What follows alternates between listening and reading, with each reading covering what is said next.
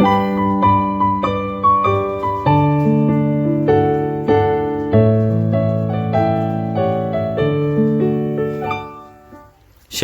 salam sejahtera bagi Bapak Ibu Saudara-saudara, anak-anak yang dikasihi oleh Tuhan Yesus Kristus.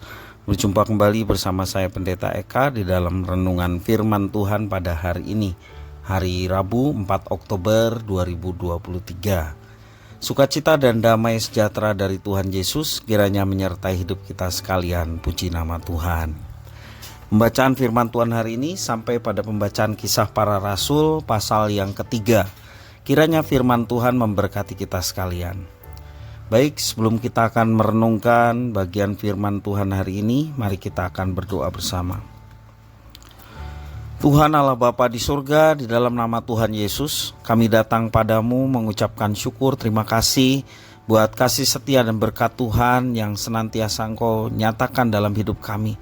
Biarlah setiap kebaikan Tuhan yang boleh kami alami, membawa kami hidup dalam pengenalan akan Tuhan yang terus ditambah-tambahkan. Karena itu kami mau terus juga bertekun dalam pengajaran firman Tuhan. Karena firman Tuhan itulah cara kami untuk dapat menerapkan kehendak-Mu dan nama Tuhan dipermuliakan. Terima kasih Bapa, inilah diri kami. Kami sedia untuk belajar firman Tuhan. Demi nama Tuhan Yesus kami berdoa. Haleluya. Amin. Saya akan membacakan di dalam pasal 3 ini ayat 1 sampai yang ke-10. Demikian firman Tuhan. Pada suatu hari menjelang waktu sembahyang, yaitu pukul 3 petang, naiklah Petrus dan Yohanes ke bait Allah. Di situ ada seorang laki-laki yang lumpuh sejak lahirnya, sehingga ia harus diusung. Tiap-tiap hari orang itu diletakkan dekat pintu gerbang bait Allah yang bernama Gerbang Indah, untuk meminta sedekah kepada orang yang masuk ke dalam bait Allah. Ketika orang itu melihat bahwa Petrus dan Yohanes hendak masuk ke bait Allah, ia meminta sedekah. Mereka menatap dia dan Petrus berkata, "Lihatlah kepada kami." Lalu orang itu menatap mereka dan dengan harapan akan mendapat sesuatu dari mereka. Tetapi Petrus berkata, "Emas dan perak tidak ada padaku, tetapi apa yang kupunyai kuberikan kepadamu. Demi nama Yesus Kristus orang Nazaret itu, berjalanlah." Lalu ia memegang tangan kanan orang itu dan membantu ia berdiri. Seketika itu juga kuatlah kaki dan mata kaki orang itu. Ia melonjak berdiri, lalu berjalan kian kemari dan mengikuti mereka ke dalam bait Allah. Berjalan dan melompat-lompat serta memuji Allah. Seluruh rakyat itu melihat dia berjalan sambil memuji Allah. Lalu mereka mengenal dia sebagai orang yang biasanya duduk meminta sedekah di gerbang indah bait Allah. Sehingga mereka takjub dan tercengang tentang apa yang telah terjadi padanya. Demikian firman Tuhan. Bapak Ibu Saudara-saudara yang dikasihi oleh Tuhan Yesus Kristus, seorang laki-laki yang lumpuh sejak lahirnya setiap hari diusung dan diletakkan di dekat pintu gerbang bait Allah untuk meminta sedekah. Setiap hari selama bertahun-tahun ia meminta-minta kepada setiap orang yang masuk ke bait Allah untuk sembahyang. Terbelenggu oleh ketidakberdayaannya, bahkan mungkin juga terbelenggu oleh ketidaksanggupan untuk berharap dan bersukacita di dalam hidupnya. Pada sore itu Petrus dan Yohanes pergi ke bait Allah. Laki-laki lumpuh itu pun meminta sedekah pada Petrus dan Yohanes. Mungkin baginya itulah satu-satunya jawaban permasalahannya. Ternyata mereka tidak memberi sedekah, melainkan memberi pembebasan.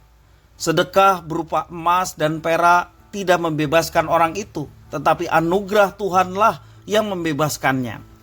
Tidak hanya dari kelumpuhan, bahkan membebaskannya untuk mempunyai harapan baru dan memuji Allah dengan riang. Bapak Ibu Saudara-saudara yang dikasihi oleh Tuhan, kita pun tidak lepas dari belenggu di dalam kehidupan kita. Ada persaingan dalam memenuhi kebutuhan hidup, seperti perumahan, pendidikan, transportasi, dan juga kesehatan membuat kita terkadang hanya memandang uang sebagai satu-satunya jawaban. Kita mengikuti persaingan itu dan akhirnya hidup menjadi hanya mencari uang, uang, dan uang. Sesungguhnya Tuhan yang melampaui semua hal di dunia ini adalah jawaban. Mari kita memohon kepadanya agar kita dibebaskan dari belenggu persaingan dunia dalam memenuhi kebutuhan hidup. Biarlah kita diberi hikmat-Nya sehingga mampu memilih berbagai kebutuhan hidup dengan tepat. Sesuai kebutuhan bukan keinginan. Sesuai dengan keperluan bukan ambisi ingin memiliki sesuatu.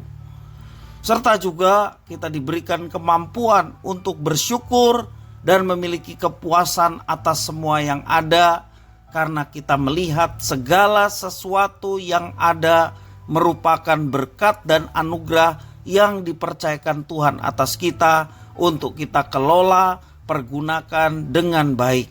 Dan semua apapun yang dipercayakan ada pada kita, kita mau pergunakan semuanya untuk menjadi alat kemuliaan-Nya.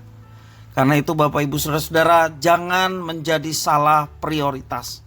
Prioritas kita adalah Tuhan. Prioritas kita adalah melaksanakan kehendak-Nya dalam kehidupan kita setiap hari. Sehingga yang lainnya Tuhan akan memelihara dan mencukupkan. Bahkan mujizat-Nya boleh terjadi dalam kehidupan kita. Pembebasan kita akan belenggu dosa dan memberikan kita pengharapan akan keselamatan di dalam Yesus Kristus. Itulah berkat terbesar yang kita pegang dan menjadikan kita semangat untuk menjalani kehidupan penuh dengan sukacita, penuh dengan pengharapan, sehingga kita melakukan segala sesuatunya dengan baik. Pembebasan sudah Tuhan berikan, keselamatan sudah Tuhan jamin, dan kita memiliki semuanya itu. Mari kita pegang teguh dan menjadikan hidup ini lebih bergairah dan semangat. Semangat untuk melaksanakan apa yang dipercayakan, melayani Tuhan, berbakti kepada Tuhan dengan setia, melayani sesama, sehingga kita boleh menyatakan kasih Kristus kepada sesama. Nama Tuhan dipermuliakan melalui kehidupan kita. Kiranya firman Tuhan ini memberkati kita sekalian. Mari kita berdoa. Tuhan Allah Bapa di surga, terima kasih atas firman Tuhan yang mengajarkan kepada kami senantiasa mensyukuri untuk setiap berkat yang telah Tuhan berikan kepada kami. Terlebih atas keselamatan yang Kau sediakan, pembebasan dari hukuman dosa yang telah Tuhan berikan kepada kami. Biarlah ini menjadi spirit semangat pada kami untuk senantiasa hidup menyembah dan memuji Tuhan di sepanjang kesempatan yang Tuhan berikan pada kami. Terima kasih Tuhan atas firman-Mu. Demi nama Tuhan Yesus kami berdoa. Haleluya. Amin.